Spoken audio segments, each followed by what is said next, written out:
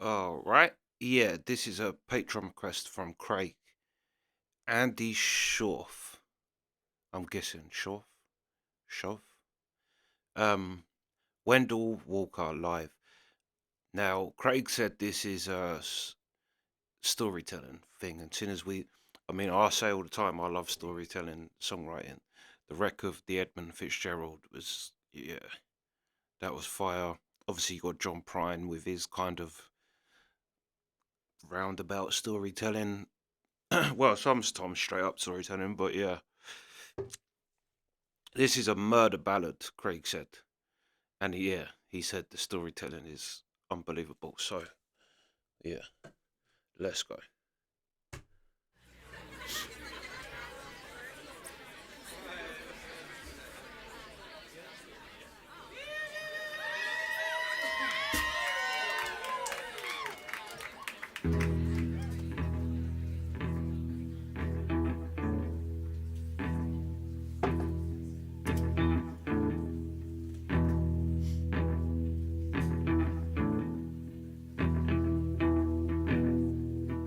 Wendell Walker was a friend of mine. We'd stain our teeth in the summertime, and with lips of purple, the winter would roll past the boarded windows into our souls and shake our weary bones. Now this past winter was the coldest in years. It's hard to explain if you've never lived here, but it locks your doors and starts your mind thinking in circles just to pass the time, and breaks your weary heart. Now Wendell Walker was a man of God, but he didn't care much for his sober mind. And when the cold mixed in, he was turned around, heard the voice of God and the angels sound a message just for him.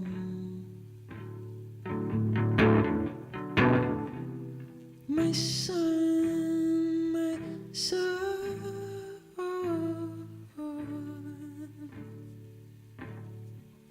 she is the devil's child.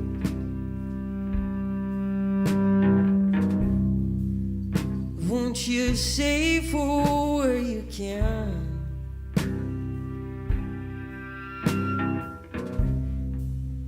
Cut down the other man.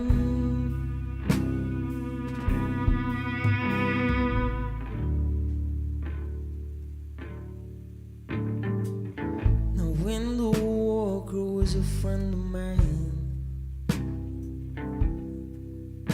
but he married too young in the summertime. Their hearts weren't ripe, so they fell apart, and I found myself with a joyful heart as our secret lives began. We found our moments in between the hours, when Wendell Walker drove his car to town. But one day he found a letter that it wrote for her on the top of her dresser, and in his winter mind he heard the voice of God say, my son, my son,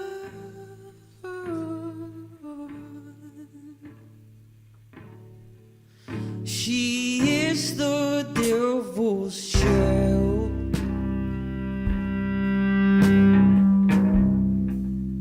Won't you save her where you can?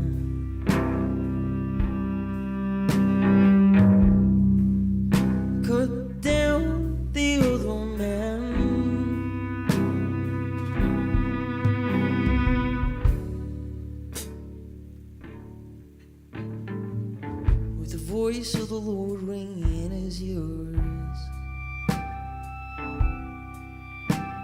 and a note to his wife that confirmed his fears. He sat down on the edge of the bed, read the letter again to see who'd sent it, but it was signed "Forever Yours." He stood up slow like he'd just been hit.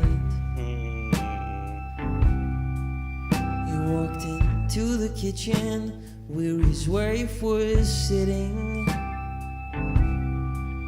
She said, "My mother called on the telephone. She says she needs some help, so I'll be back in the morning."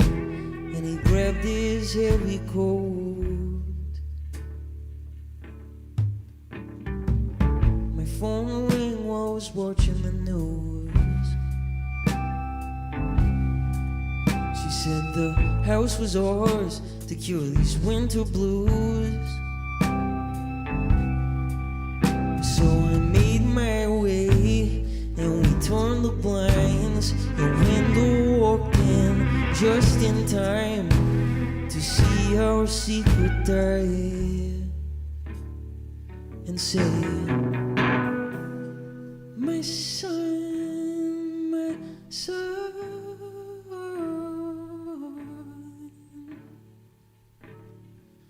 I'm gonna have to cut you down."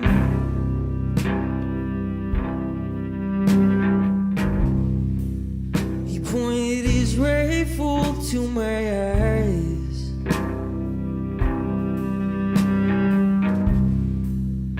but his hesitating hands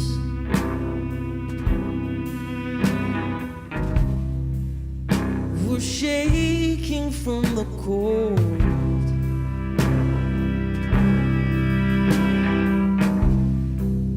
So I pushed his gun away,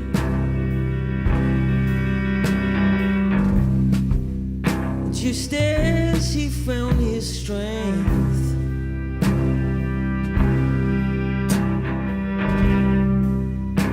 And the bullet kissed her lips,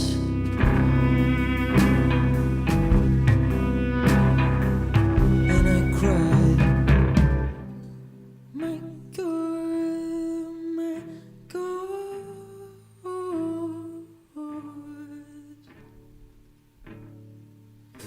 what have I done?" And he reloaded his gun,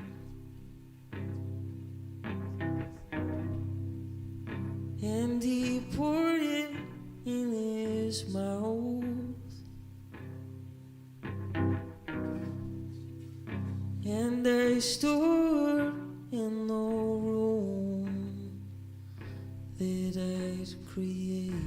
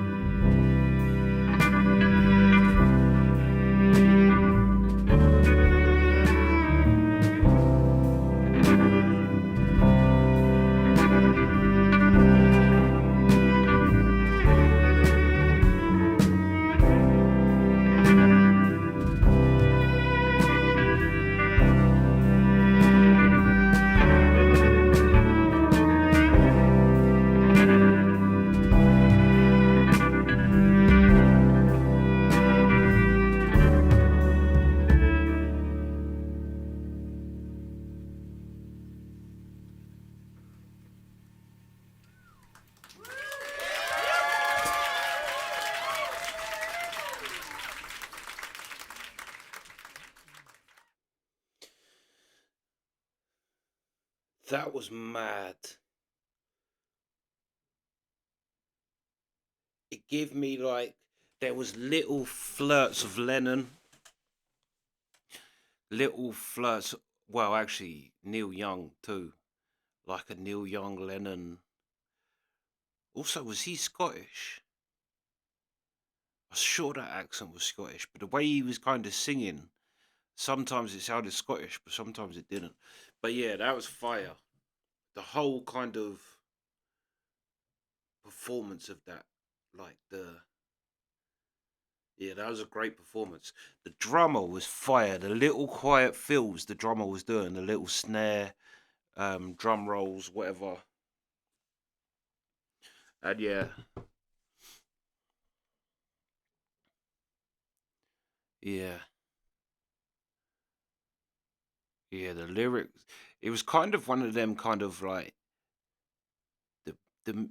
It did feel like I just watched a movie, but I think that was like as well as the lyrics musically too. The way the kind of song progressed, it was towards the end. It was very like yeah, there was some very morbid vibe about just the sound of the music. But yeah, the lyrics was fire too. Like I say, it was like songwriting of like the Neil Young. I suppose Dylan, but I'd say more Neil Young because it was more of that type of vibe. Also, there was little bits of Lennon. The way he was just like yeah, delivering his lines was Lennon. But also as well, you obviously had the Rickenbacker, him on the Rickenbacker, and Matey on the Rickenbacker bass, which obviously is going to create a kind of Beatles thing. But yeah, that was a great performance. It was a great, like, the drummer, I have to say, the drummer really stood out to me on that. He was fire. Like, there was little just things, and it was just so making such a groove to the track. That's what I mean. On one hand, it was kind of like, yeah, there definitely was like I say, a groove. But yeah, that was a very kind of dark.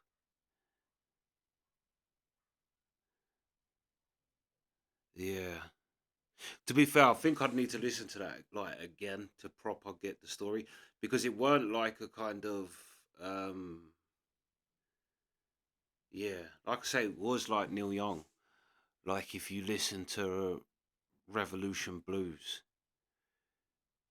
the Neil Young song, it's about Manson. It's about Charles Manson. But I don't think necessarily you'd know that if you didn't know. Do you know what I mean? But there's like, I got 25 rifles just to keep the population down. Yeah, it's a great tune.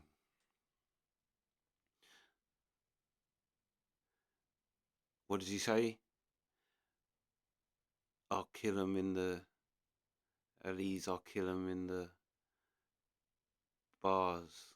Oh, yeah, listen to that Revolution Blues.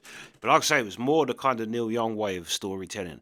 It wasn't like, it was kind of a complex, more like poetical, more kind of storytelling. To be fair, actually, Craig said in the thing, storytelling.